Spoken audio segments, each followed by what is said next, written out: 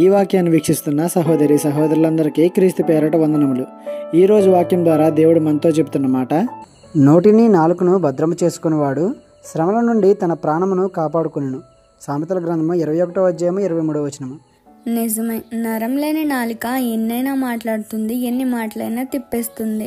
ఒక చిన్న మాట చాలు చక్కనైన కుటుంబం విచ్ఛిన్నమైపోవడానికి, విడిపోవడానికి, మంచి మనసు విరిగిపోవడానికి. కొన్నిసార్లు నీ నోటి మాటే నిన్ను చిక్కుల్లో పడేలా చేస్తుంది.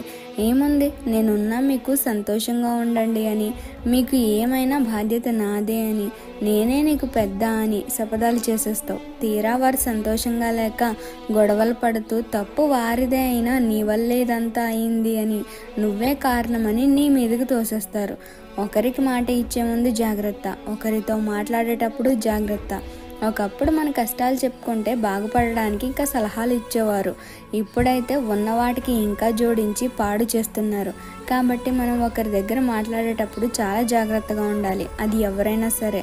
అలాగే ఎదుటివారి మాటలో నిజం ఎంత ఉందో అని పరిశీలించుకోవడం కూడా అంతే ఇంపార్టెంట్ అని మర్చిపోవద్దు. ఈ చిన్న సువార్త పరిచర్యలో మీ సహోదరులు. God bless you. ఆమేన్.